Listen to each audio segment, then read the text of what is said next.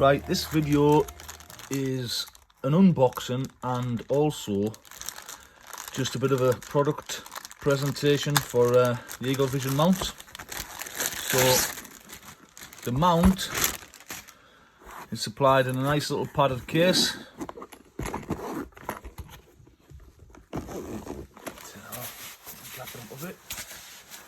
So in here, let me get this to stay open. You've got numerous different screws, bolts, etc. Allen keys, one section of the mount there, and the other section of the mount. So what I'm going to do, I'm going to take this out and show you what's what. So, Allen keys and bolts. We'll go through that in a second. That one. So I don't lose that. Now let's go.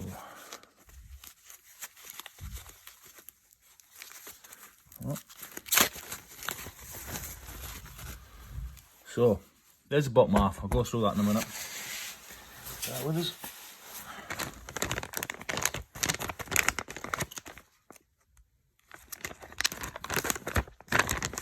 More Allen keys, and this is the top half.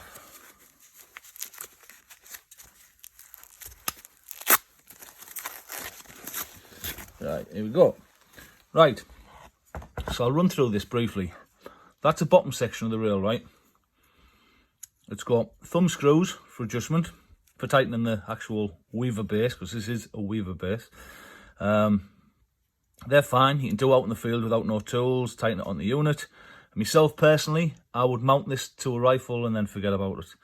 But for people who are going to be removing the unit, the mount itself, and refitting it to different rifles, you can, or you could replace these with like a hex nut and use a torque wrench to torque them to the right setting every time you use them. So if you're going to be changing rifles. So that's the base, multiple mounting points on there, which I'll show you in a minute. There's some little tiny thumb tapped threaded points here, and that side, these are for Eagle Vision bubble levels to allow you to fit them to the side. There's different colours and it prevents you canting the rifle left to right, which can be an issue if you're shooting a loopy trajectory rifle like 100 yards, like an air gun or rimfire. If you get it bang on, you're not going to have that like 1 inch, 2 inch to the side. So there's multiple points there as well. So you can, there is going to be some weaver attachments you can screw into there as well. They're not included, they're just accessories. So that's a base.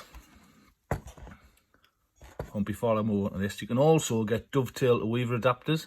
So with this being purely weaver, the dovetail to weaver adapters will slot in there and convert to dovetail if you need it. So that's the top. So how this works is that slots in there, and that's it in its normal position. Now you've got 5 screws. You can just use 3 if you need to, or you can use all 5. But what you can do is you can slide that all the way back and get a heap of eye relief. I mean, even at that point there, you'd still have 3 screws holding it on. And look how far back that brings it to your rifle. You know, a lot of eye. Get you the perfect eye position on your gun. So not only that, once that's fitted, let me just have a look. You get the countersunk screws that go straight to a pad, mount on a pad. There, to replace existing ones, you get a spare bolt for the top of the weaver. And there's your side bolts. So for example, I'm only going to put 1 in, because even one tightening it, it does nip the unit up quite a bit. So let's have a look, see where we're going to put it there. Right.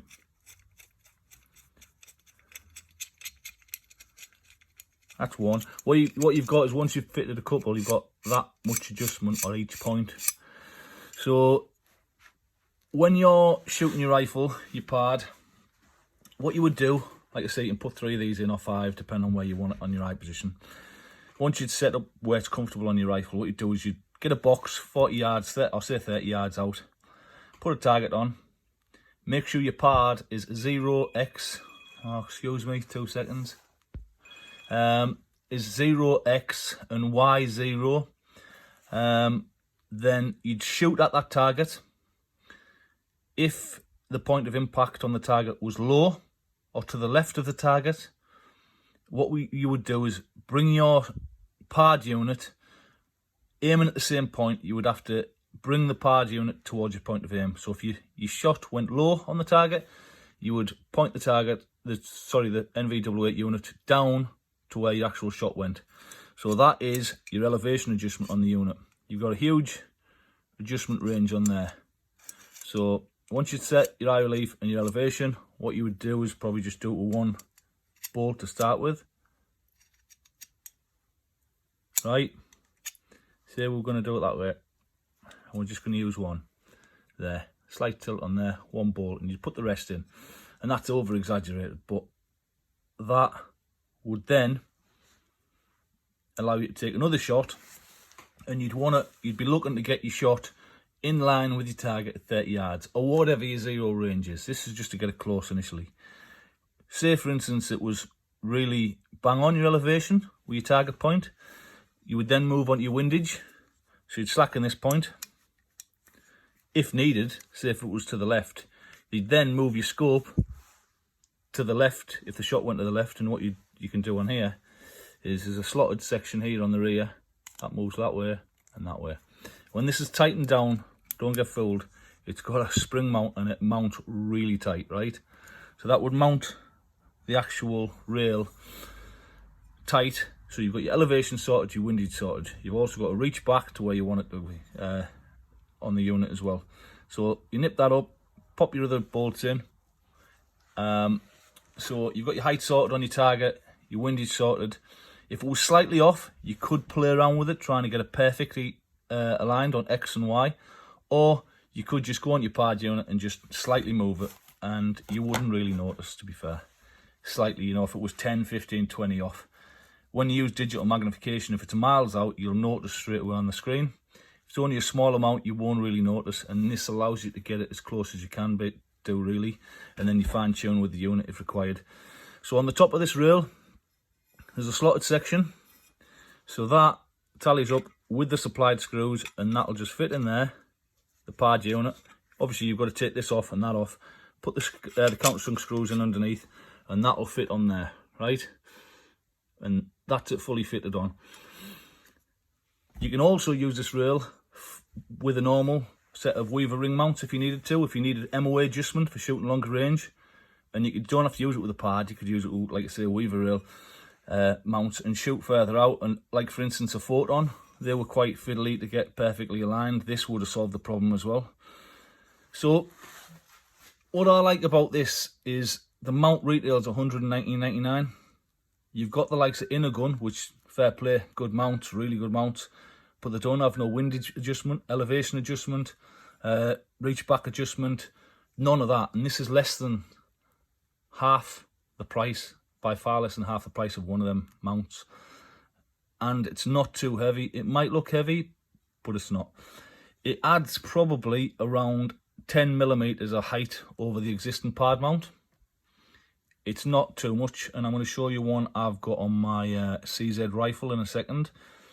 So that is the mount itself, and it'll get round a lot of the issues people have had with Pards, because the units are tiny. It's hard getting them right back to your right eye position. This allows it. The units need shimming. This prevents it. And sometimes windage needs adjusting, and this allows you to, you know, get round that also. And it's all supplied in that case. So that is, to me, I really like that mount. Like I say, you can get the dovetail fittings if you needed. So I'm just going to show you, and this is an extreme case, right? This rifle I'm going to show you is my CZ452, right? And it's a HMR, I've had it quite a while, and it's going to look a bit extreme, right? It's going to look a bit extreme, right? So bear with me on this. This is mount I ordered from America, which was from Kinney Shooting Supplies for the CZ452. It's a full length rail, really secure mount, right? With a cut out for the ejection port. The reason I went for that is just because I was using it on multiple different night vision thermal units, and I wanted a nice solid mount. I could get that mount lower. There is a lower mount option with the friction fittings on the bias, but I didn't want to use that. I could also use, as mentioned, the dovetail to weaver adapters, which would bring this even further down on the unit, and I would lose another, easily 12 mil of height, which it doesn't really bother me because where it's at, it's perfect for my eye position. So if you look, when I said this can get bring back on the mount itself to get your eye position, that's how far I want the unit back to get it, because I'm shooting out the vehicle a lot, and I'm shooting you know, in tight spots, and the way the rifle fits, it needs to be fitted like that. So that's brought right back. That could go even further. Now these are secured tight, firmly, not torqued in, but just a little tiny nip with an Allen key, tiny nip on either one to nip them up. This, I've only got one bolt in because I haven't actually went out and zeroed it, and the bolt in there obviously needs adjusting and setting up. But that is the best position I've ever had a pard on this rifle, like for my eye position, to be able to bring it back and keep the reticle central without, you know, once you use digital mag, without the reticle flying to the top or the top right or the top left, and this gets round it all. So that is the Eagle Vision Pard adjustable mount. And obviously, if you're going to put it on an impact or something like that, a bullpup doesn't need all that length. You just slide it right forward, and you've got all your adjustment again. So that is it, and that's just one extreme to show you how much adjustability is on the unit itself. So there you go, Eagle Vision mount for anyone interested or who's asked questions.